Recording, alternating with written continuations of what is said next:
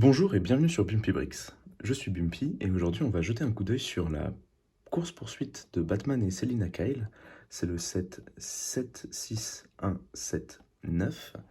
Donc c'est un set fait par rapport au film The Batman de Matt Reeves avec donc Robert Pattinson en Batman et Zoe Kravitz en Catwoman. Donc vous voyez la boîte est aux couleurs du film qui est sorti récemment. On a le logo Batman, encore le logo Batman ici un artwork de Robert Pattinson en Batman, avec des bandeaux rouges de partout, et la petite mention d'ici, ici. Je l'ai eu donc pour 15 € et il y a 149 pièces à l'intérieur. Vous pouvez voir donc ici on a un petit Batman sans son masque. Là, donc Batman qui semble avoir arrêté Selina Kyle derrière la boîte. Et cette fois-ci, un rappel de Batman, mais en Lego. Et vous voyez le bat-signal ici avec la mention brille dans le noir. Alors, chose intéressante pour ce set, vous n'avez pas une, mais bien deux notices. Une pour construire la moto de Batman, juste ici, et l'autre pour construire la moto de Selina Kyle.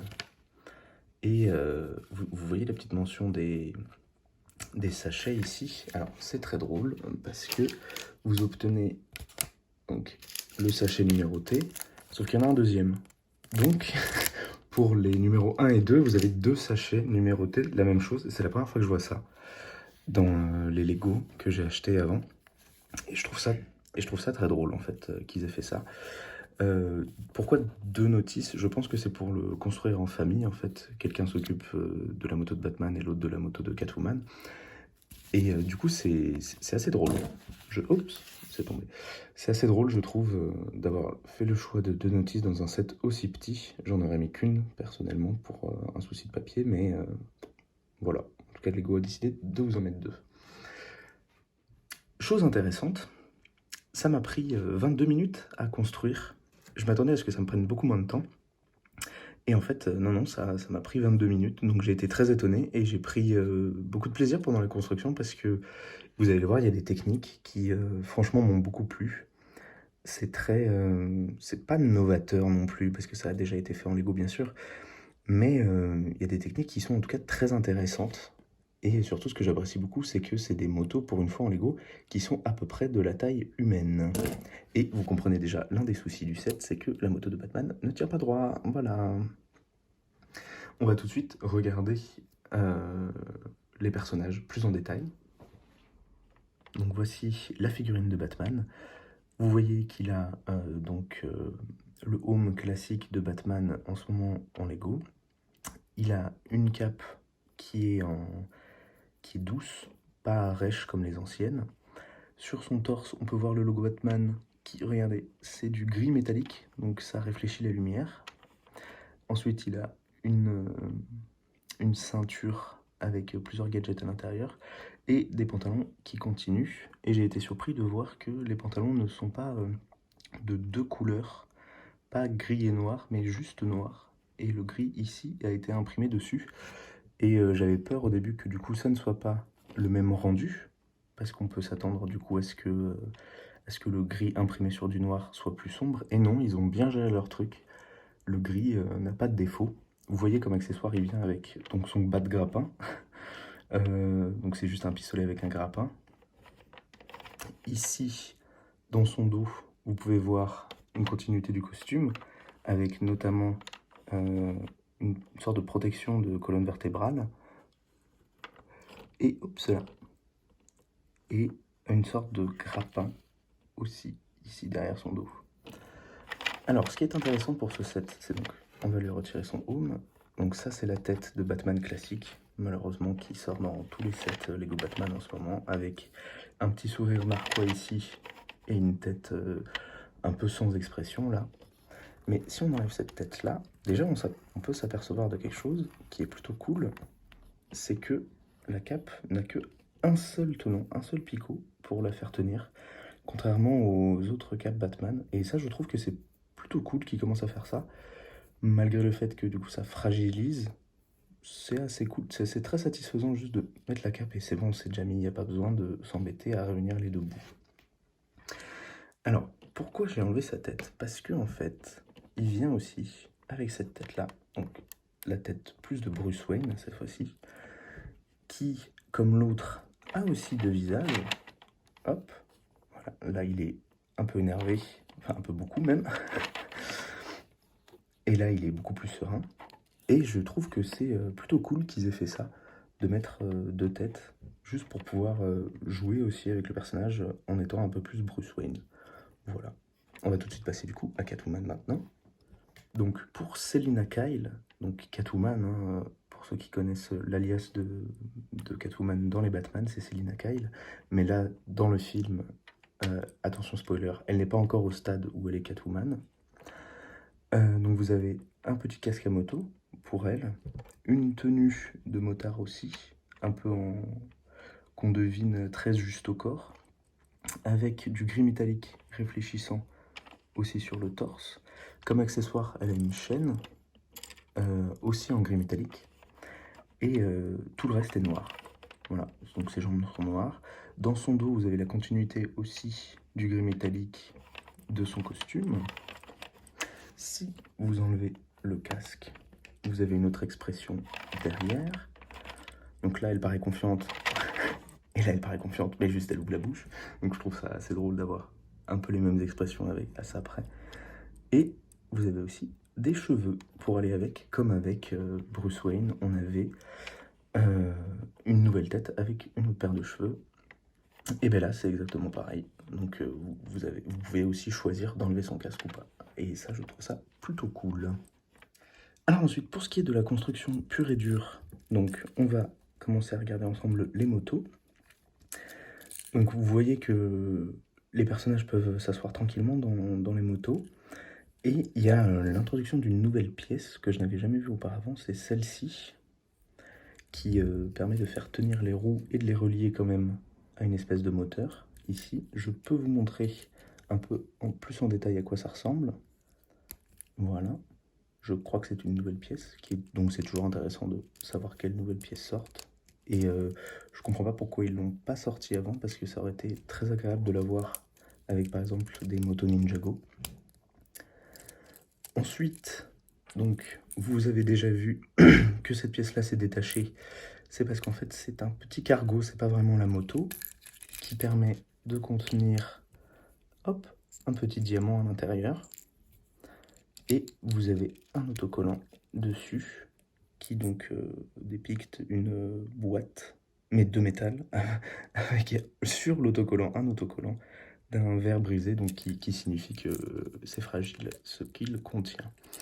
Pour la moto, donc, on a un autocollant ici qui représente le phare, et c'est plutôt très cool d'avoir une continuité ici. Ils se sont pas juste contentés de mettre ça, mais ils ont aussi fait la continuité du guidon de la moto.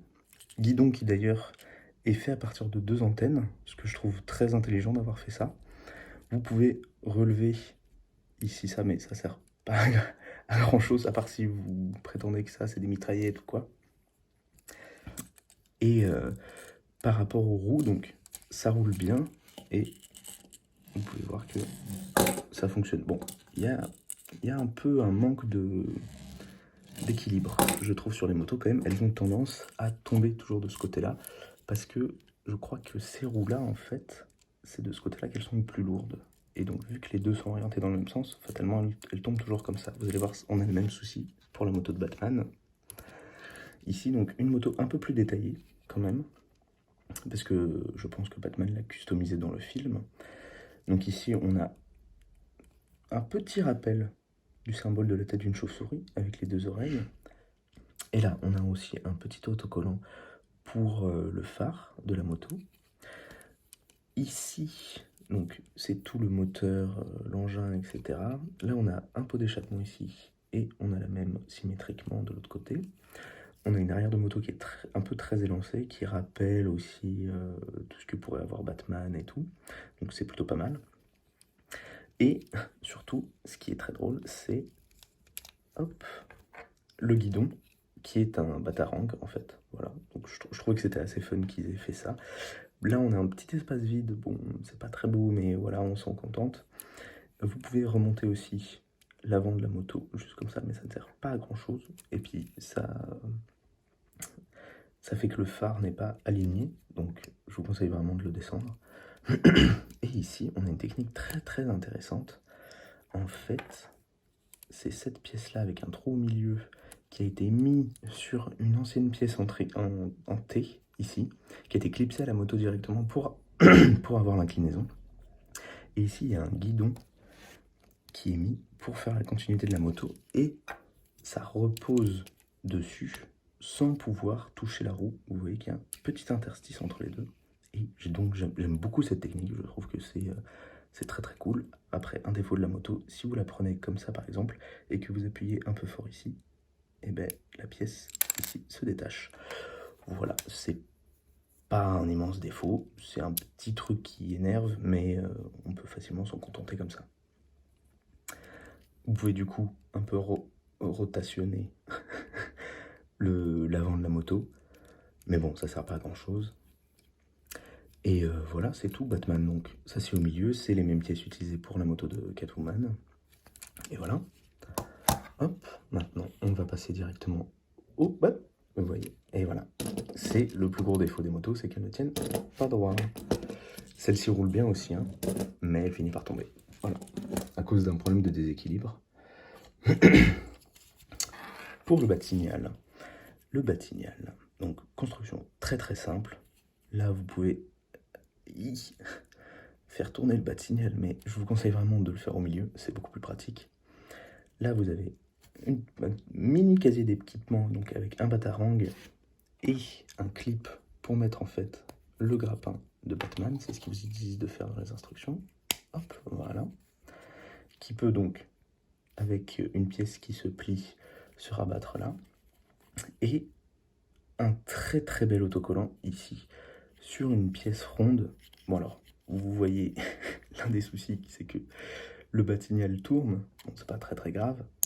Et on peut regarder cette pièce de plus près, parce que c'est une pièce phosphorescente en fait. Donc ce n'est pas du vrai blanc, c'est un peu du blanc cassé. Et si vous la mettez quelques secondes à la lumière, ce qu'on va faire tout de suite, attendez. Voilà. Ouais, voilà. Si je cache la lumière là, ça s'illumine un peu et ça prend très très peu de temps à s'illuminer. Enfin, c'est assez bluffant. Je l'ai fait pendant 30 secondes tout à l'heure devant ma lumière. Et bon, ça s'éclaire vert, parce que c'est une pièce phosphorescente. Mais c'est assez fou. Je vais essayer d'éteindre quand même pour mieux vous montrer. Voilà. Voilà. Ça s'éclaire comme ça. Et c'est assez bluffant. Ça reste assez longtemps en plus. Relativement longtemps. Je dis quelques minutes. Mais le résultat est plutôt bon. Voilà pour le batignal. L'autocollant est un peu dur à mettre parce que c'est une pièce ronde. Peut-être un peu le seul défaut du batignal. Mais voilà, je crois qu'on a fait le tour. Donc maintenant, est-ce que cette construction est fidèle au film? Alors si vous avez vu le film, ce qui est assez marrant, c'est que le titre, c'est la course-poursuite. Mais en fait, dans le film, il n'y a jamais de course-poursuite entre Catwoman et Batman. Parce qu'à chaque fois, ils se suivent à moto, ils s'indiquent les routes et tout.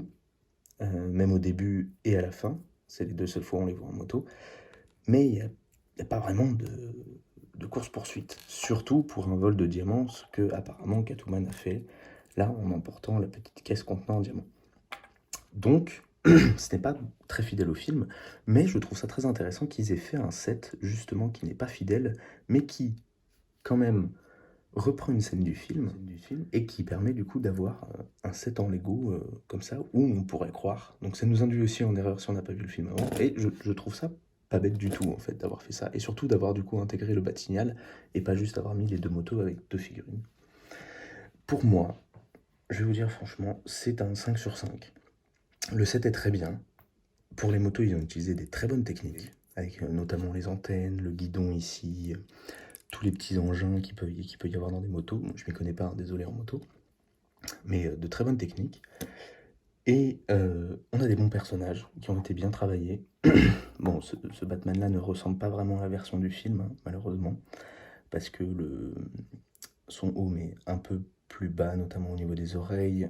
Là, il n'y a pas censé y avoir de trucs sous le menton. Et même, il est censé avoir des choses sur les épaules. On aurait bien aimé voir du coup des motifs aussi sur les bras. Mais bon, c'est quand même très bien comme version. Selina Kyle, il n'y a rien à dire. C'est bien comment elle a été faite. Le Batignolles, c'est le gros plus du set parce que on pourrait s'attendre à ce qu'il vienne avec que deux motos, mais il y a un Batignolles en plus qui apparaît dans le film en plus, donc c'est toujours un plus, ça fait beaucoup de plus. Et surtout les accessoires parce que vous avez quand même une chaîne, des batarangs, le grappin, et aussi ce que j'ai oublié de vous dire, c'est que il y a des pièces donc, supplémentaires qui viennent donc au cas où vous en perdez, et ils ont raison d'en mettre parce que j'en ai perdu une de celles-ci, voilà. Sans oublier la tête de Bruce Wayne, les cheveux de Selina Kyle, et vous avez du coup un set pour 15 euros qui vaut ce qu'il vaut. C'est que 150 pièces, enfin 149, mais pour 149 pièces, ça fait 10 centimes la pièce. Moi je trouve ça respectable. On se retrouve très vite pour continuer les coups d'œil sur les Lego Batman, les autres sets, la Batmobile et la Batcave. Et je vous dis à très vite. Merci beaucoup d'avoir regardé. Petite note que j'avais oublié de préciser, il y a au total 4 autocollants dans le set, donc un pour le bas de signal, deux pour les phares des deux motos et un pour la pièce grise.